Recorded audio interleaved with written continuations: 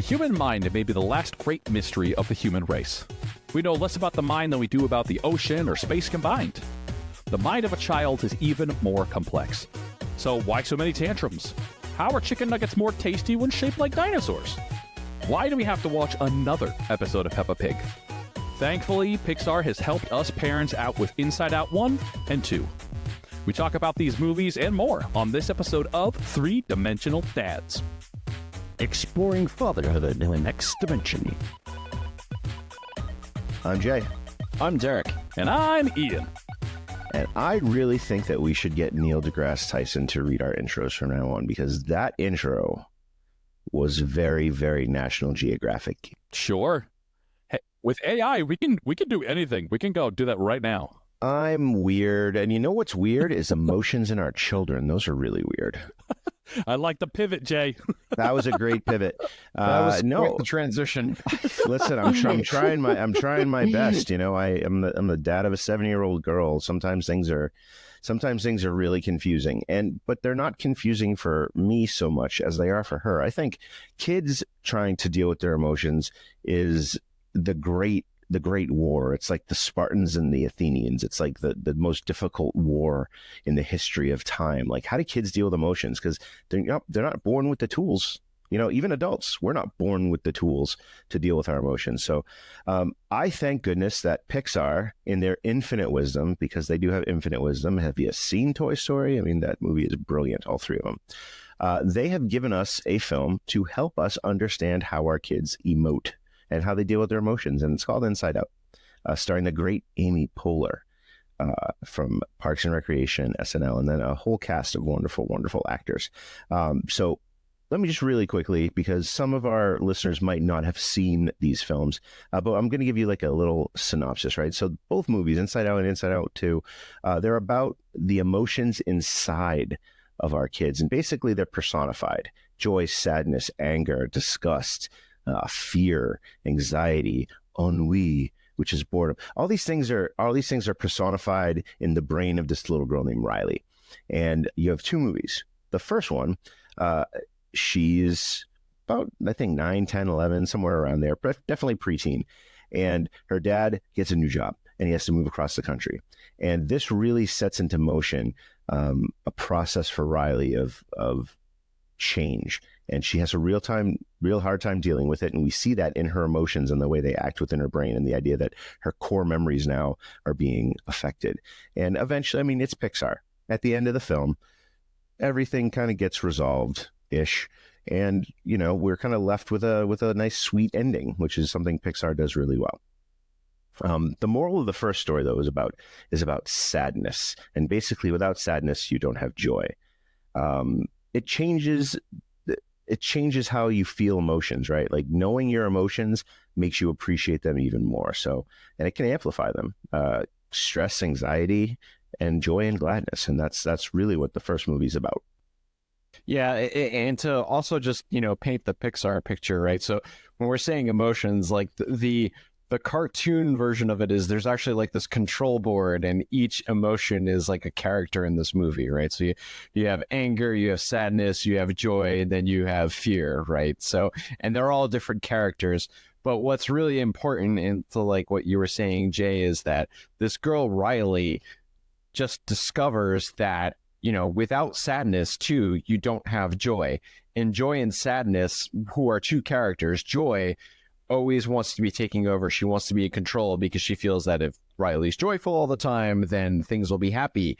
But in a lot of ways, and in this kind of the moral of the story is, joy actually goes back and looks at these memories that the girl Riley has, and without having sadness, you can't really have joy. So joy and sadness learn that they become best friends because you can't really have one without the other. And it's important that we have the balance in our life where, you know, you need to have that counterbalance. You need to have the sadness. You need to have the joy, because it also fills out your whole personality as well. So that's a really important lesson, I think, from the movie that everyone takes away from it.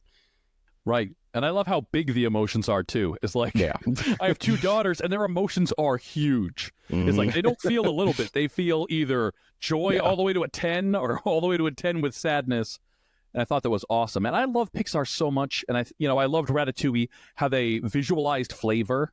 I thought was so incredible when you bite like, the cheese and the strawberry, and like the strawberry is all poppy and the cheese is all smooth. And like, I love how Pixar can bring these really abstract things and make them visuals and make them something that we can talk about.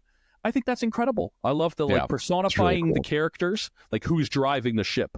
Sometimes anger's driving and you get stuck, and anger's just like, that kid's stuck in a temper tantrum.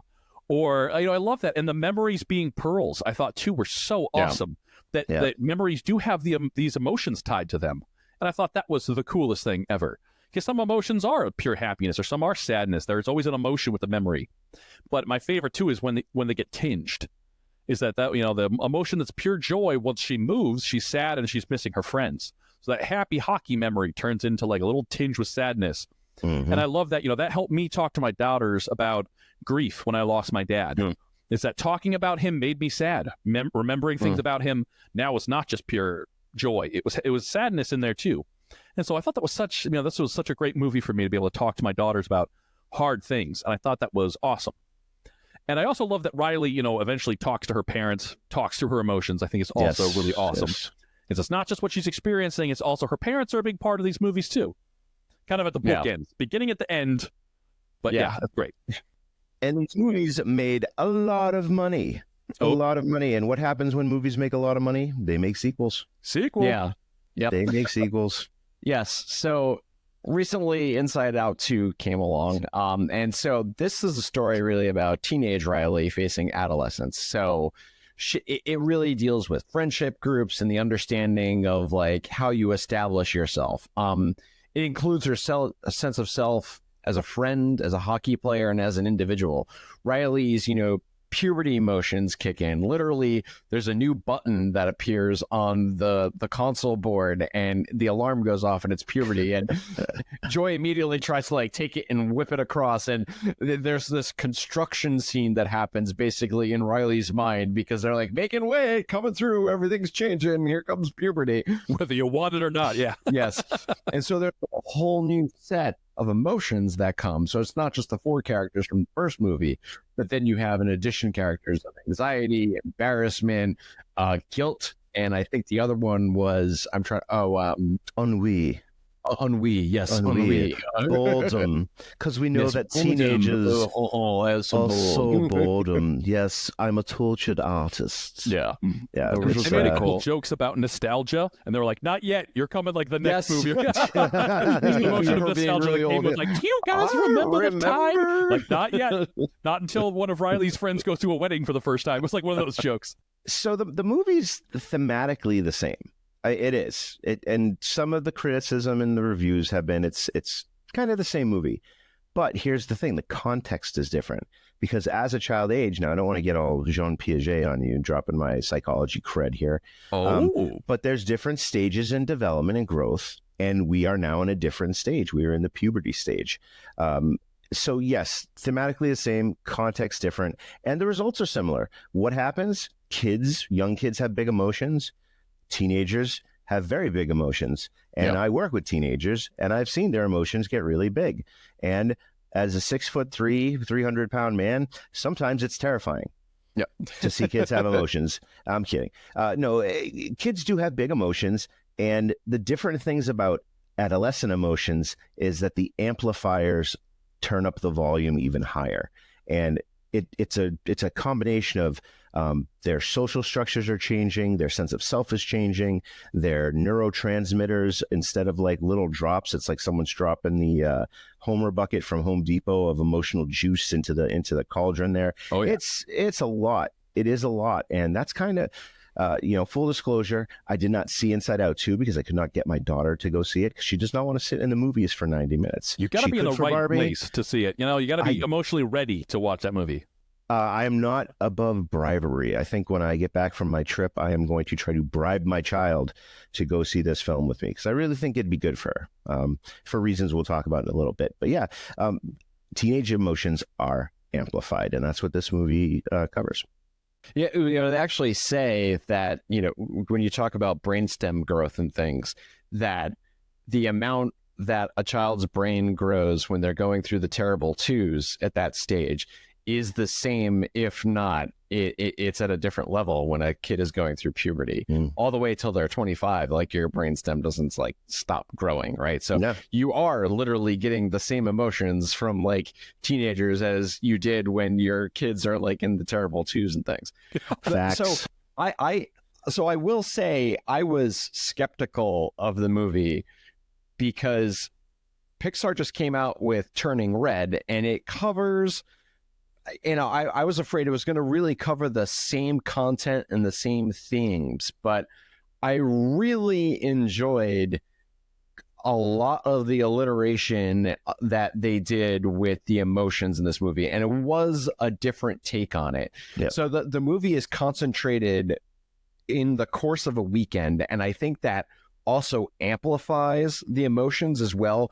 It really gives the opportunity to personify them and really exaggerate everything that's happening because you have the story taking place in such a short time span. I really loved, as an adult that has anxiety, I loved how they characterized anxiety in a child. Me too. I thought it was amazing the job they did with that. There is literally a point in the movie where they go into Riley's imagination and all the old emotions go through, and they're like, oh, I remember this place when Riley was little, and like all this joy and fun, happiness stuff. And it's literally Riley's imagination being worked against her by doing projection. And literally there's all of these little characters drawing up scenarios from anxiety saying, oh, this could happen, that can happen. And it's being basically used against her, and Riley's trying to go to sleep. And so Joy and the other emotions are trying to like draw good things and have her, project good things so she can get to bed. Yep. And there's this ongoing war. And I just thought that was really amazing. There was also a sarcasm, which was literally a cliff. And when the characters tried to like yell across it, the construction workers that they wanted them to help them, it sounded sarcastic, and they're like, we're not going to help those jerks. So there was like bottling up emotions, floods of emotions. The brilliance of Pixar really came through in just how they use the visuals to interpret these complex things that kids feel. And I thought that was really amazing how they did that. Oh, yeah. The dad jokes were great. I mean, I loved it. I felt like I was watching one movie, my daughters were watching another. Because they have like these two plots going on simultaneously. Like the characters are on an adventure and they're bright and colorful, and my daughters love that stuff. And I'm watching Riley like deal with her friends and, going from middle school to high school. These transition times are so hard for kids. Yep. Like I remember going from high school to college to the real world. Like all these transition times, you question who you are and what you stand for. And I love that, like some of the new concepts that were introduced are the future self. And so Riley is picturing who she could be as in high school, how she wants to look. She wants to look cool. She wants to be popular and have friends and fit in and be on this team. And it also has her sense of self. And it's like this little tree that's made. There's like all these core memories and these strings and strands that go up and make this tree that says, I am a good person. And I thought that was such a cool way of like, you start to go, who am I as a person? I'm this kind of guy. I'm that kind of guy. I really thought that was awesome for this stage. And that future self, all these new emotions are a lot about the future. Anxiety, and I like this too, that there's not bad and good emotions. There's like anxiety is useful when you're planning for it. Maybe I should, practice before I go audition. Maybe I should plan for something. Maybe I should think about, where am I? Is it an appropriate time to take a selfie picture with my friends? Maybe not. But when it's these things get out of control and like, fly off the handle, that's where the problem is. Right. And I thought that was, just awesome stuff. So I think what we're saying is that these aren't just movies. These are tools. These are tools. I think, again, behind the curtain here, Pixar does employ child psychologists and people with, advanced degrees in these kind of fields to help influence the way they create the movie. Because I think one of the great things Pixar does is that their movies generally always have some sort of underlying message that's important. And you can use those. They're not just films to watch. They can be used, I think. I don't know if that's the intent, but it's definitely one of the results. Okay. The first thing that I loved about Inside Out is that they are a tool, right? They are in and of themselves a tool. They literally give kids a pathway to understand their emotions, to understand what their emotions may look like and what their emotions may feel like and what their emotions do. So it kind of gives, especially for kids that are concrete, before they're in their preteen era, right? They're in concrete thought, that they can concretely say, wow, sadness is a blue color and blue sometimes makes me feel sad. And they can use that to compare it to like joy, who's green and yellow and has more vibrant colors. And I don't know how it works. It's kind of magic, but those things mix, and they tell our kids, hey, I can talk about it using this as the tool. Yeah. I can remember when, Jack went to school, and something they did to they helped to label their emotions was there literally was an emotion wheel. It looked like a clock, and you would say, okay, point to what you're feeling. And, they would color them and things like that. So it's also important that you also tell your child how they're feeling so they could help label it. Right. Because sometimes, oh, it looks like you're mad, or you look sad. Is everything okay? That also helps them identify and help them absorb into the feelings that they're having. And also just be able to, for them to like, just know what just to feel comfortable with it too. So call back to a previous episode. Don't ask your wife if she's okay, because that is a trap. That's right. Yeah, I think it was, this was so great with, I have two daughters, one's 5, one's 7. And I think with both of them, these movies like Inside Out helped to label, like, I'm feeling this way, I'm acting this way. And, with both of them too, I feel like it helps to cool down. It's like, in the moment, I think sometimes you got to help them get out if they get stuck. Like my daughters get stuck a lot in like, they're angry or they're mad or they're, having a tantrum or something. And that really helps maybe, 10 minutes after, 15 minutes after saying like, so when you were acting that way, what were you feeling? Why, you got triggered? What's going on here? I feel like it helps once they're removed from it and they're not, like in the moment and feeling really triggered or feeling, because emotions are so big with kids. And I feel like this movie was so great to just give them some kind of way to talk about it. And kids are acting their age, right? Derek, you had something very interesting about the idea of, and this is the second kind of way that these movies are good. How do you manage your emotions, right? When kids are acting their age, Derek, what do we do? What do we do for them? Well, it's something that I had when we had Jack, right? We looked a lot into this, right? And it's important to recognize that, right? Because I feel like as adults, you could easily say, oh, grow up or behave. Right. They're 3 years old. they are acting their age.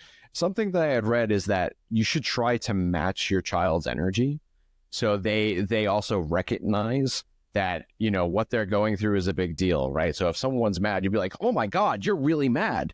Like and matching them kind of helps them see visually a representation. It's like a reflection of like how they feel, and actually helps them, let them know, because their communication skills when you're really little, right, they don't have the words to express things. So matching emotions is a way of actually letting them know that you see them and then you hear them, right? That doesn't mean like you're yelling at your child, right, at all. It just means that you're going into that place with them, right? Because that lets them identify and know that what they're doing is okay, and you never shame, right? That's the other thing too, is putting a kid in timeout. Like I see this time again. If you're gonna tell your kid out of anger that they should be in timeout, you should have a timeout. Because they are acting their age, and you are not if you are yelling at your child. And another full disclosure here, my daughter Leora is actually in occupational therapy for this very thing, right? Managing her emotions. And I don't think, hopefully when she gets to be a teen, she's not going to be embarrassed for me talking about this, but she does have problems labeling her emotions. And I've seen a real big growth working with her therapist, because now she can say, well, I'm mad, and things like that make me mad. And if I hear things like that, I'm going to get more angry. And that's not necessarily the place we want her to go, but at least she can verbalize it. And she's learning these strategies to try to manage her emotions. Like, Ian, you had a great one. When kids are having big emotions, what's something they can do? Because I love this. Yeah, so my daughter, my younger one, she's a screamer, but in school, apparently they teach this to make a bubble with your mouth. And that's just something that in the moment, it's something silly, It stops them, and you can't keep screaming if you're making a bubble with your mouth. And so I thought that's something, and I learned it from her, where she's like, she was having a moment. She was like, should I make a bubble with my mouth? I was like, sure. And it kind of calmed her down. I know sometimes too, temper tantrums was one that we struggled with a bit when they were in their terrible twos, and redirecting them. And so I had heard this thing that like temper tantrums, if you match them with anger, they're only going to get more and more, the tantrum will go on. But, stopping the tantrum and redirecting it, it can go away. And so I learned like, oh, do you want to play a game? Let's name 5 blue things in the room. Or can you name, 4 yellow things, point them out to me, or like 2 things you can hear, some of these grounding techniques. Yep. I feel like those things, like those kind of stop tantrums with both my girls, and awesome way to deal with them. And then meditation is another thing that I feel like I've heard slightly older kids learning, but like this is something being taught in schools now, at least the ones in Massachusetts that we're around. Yeah. I'm impressed that they're getting some kind of meditation, quiet stuff. I think my daughter who's 7 struggles with it a lot. She squirms around. She doesn't want to do it. It's a hard thing for a kid, but I think that's a cool thing. Smell the flower, blow out the candle. Right? Make the bubble, blow out the candle. And there is a name for it. It's called social emotional learning, right? Yep. It's we're integrating as a teacher, we're integrating these things into our curriculum now. I do it a lot differently when I talk about genocide studies. Our social emotional learning thing is more directed toward empathy. We'll talk a little bit about that in a second. But kids learning how to implement their emotions and put it into their life and how they are able to deal with it is a validating feeling, right? So there's a funny balancing thing. Like we do have to give consequences sometimes for behavior. We do. And timeouts, they don't call it timeouts anymore, more like taking a break. But that break has a purpose. It's not just you're going to sit in a corner because you are acting bad. No, it's you're going to take a break because in order to kind of understand what's happening now, you need to be in a different space emotionally. And that's usually what breaks are supposed to do. No, yeah, definitely. Yeah, I mean, again, like it shouldn't be a punishment, though, right? It should be like let's calm down and let's think about what was happening, right? Or try to tell me, like, what's going on. It's that place of like empathy that you usually will, you could come to them with, right? And you should be there with them in that space, so they can then just wind that down, like you were talking about, like with tantrums, Ian, right? Part of that is like being in the moment with them and having empathy for like what they're feeling. Yeah, absolutely. Because for those kids, those emotions are real. Mm-hmm. It's like, you could say like, oh, knock that off, or you need to, control yourself or something. But to them, that's the reality in the moment. That is just how they're feeling. And I don't think they see their feelings as a choice at that age. It's like, that is just what is happening to them. And so I think having empathy and going like, this thing happened. Yeah. I mean, you shouldn't have hit your sister, but you're frustrated that you got hit back. Right. That's really complicated, but yes, in the moment they're feeling anger or sadness, and empathizing with them to be like, okay, we'll deal with that other behavioral thing, but right now your feelings are 10 out of 10. Yeah. And to bring it into kind of the final phase of this and bring it back to Inside Out, right? So the last thing that these movies teach us is like, in specific situations, you do have specific big emotions. For example, in both of these films, Riley's mourning some sort of change, right? She's having a grieving process because there's a loss. In the first movie, she's basically losing the entire context that her life has been. She's moving from Minnesota to San Francisco. I don't think you could change social structures, any kind of bigger thing, unless she lived on a farm or something, right? You're going from rural America, where she's playing hockey on the pond outside of her house, to the rolling hills of San Francisco. And if there's any big change like that, like it is going to take a kid a lot of work to get through that change and that emotional grieving process. While the second movie, she's mourning the loss of her childhood and innocence, right? She's moving to adolescence, where the entire slate of rules is changed. Yeah. From child, I mean, you think about how kids are friends in elementary school and how, like, if they fight, it's about something stupid like, hey, they used the crayons before I did. And then they go into adolescence, and then there's like boyfriends and girlfriends, and, someone says this about someone else, and the entire structure changed. Kids go through that mourning process of the change. And it's because, like Derek said, 25 is when your brain stops growing. Yeah. So you have these challenges until you're 25. It's not 18. You all of a sudden, you can manage your emotions and vote. Congratulations. Go out and buy some lottery tickets. It doesn't work like that. So kids do have these issues about mourning change and how change has these big emotions. Yeah. And fireworks. Don't forget fireworks. You And probably get fireworks. You're right. But not in Massachusetts. They are illegal. No. But you go across that border. And amazing they become legal. Yeah. I'll say I think one of the big emotions, and again, I kind of alluded to it when I was talking about Inside Out too, that I thought was really brilliant, that I think a lot of kids, a lot of people don't really associate with kids is anxiety. And I know this is something that like my son struggles with sometimes, going to a new place, being in a new environment, when you have to go out of your comfort zone, that could be a big deal to a kid. And I think, places can be overwhelming. Experiences can be overwhelming. As much as you think a kid could be excited for something, they could be terrified to go on an airplane, or they could be terrified to go in front of in a big crowd. You never know, right? And it's just, how do you handle big emotions like that and addressing those big things? And I thought that's something that I thought the movie did very brilliantly. And it's just something that we always keep on our radar as parents.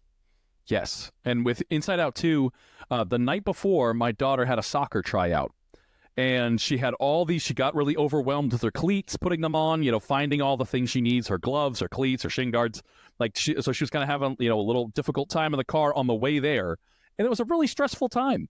And, and it's the first time in third grade you have to try out to be on the soccer team. You're not just automatically on, which kindergarten, first, second. So it was big emotions and a lot of stress. So Inside Out 2, we went and saw, that's exactly what Riley's going through. And so I thought that movie hit home so much for my family and was awesome. And the other thing I thought we'd address is, my daughters like to wait until right when it's time to go to bed, when I'm closing the door to their bedroom and saying goodnight, to bring up emotions. Like on the way home in the car, there's nothing. I'll be like, how was school? Fine. Oh, did anything interesting happen? No. What'd you do? Art. Like I get nothing from them. And it's like the processing happens. When they try to calm their minds down, especially at night, they are just going a mile a minute. And I feel like some of the best conversations I've had about emotions have been right as they're about to go to bed, taking a minute to not be like, go to bed, you're past your bedtime, you're tired, go to bed. Instead going like, all right, let's talk about it. What happened? Like, oh, a boy pushed you on a slide today? That's not all right. And like actually talking to them in that moment has been really awesome. Good night, kids. Dad, I have a question. Sure. What's up, sport? What's the meaning of life? And then all you tell them is 42. And so long, and thank you for all the fish. Thanks for coming along with us on a journey through the minds of our kids. We definitely have a new perspective on how our kids' minds may work. Have you learned something new? Drop us a line at our Instagram and TikTok at 3dimensionaldads or emails at 3dimensionaldads@gmail.com. Join us next time when we pull double duty. We'll give you our review of Deadpool and Wolverine and then take a greater look at the state of the MCU. With Fantastic Four on the horizon, as well as new incarnations of the X-Men and Daredevil on the way, it's the perfect time to talk about where Stan Lee and Steve Ditko's creations are headed. Find us on YouTube, Apple, and Spotify at 3Dimensional Dads. Three friends, all geeks, exploring every dimension of being a dad.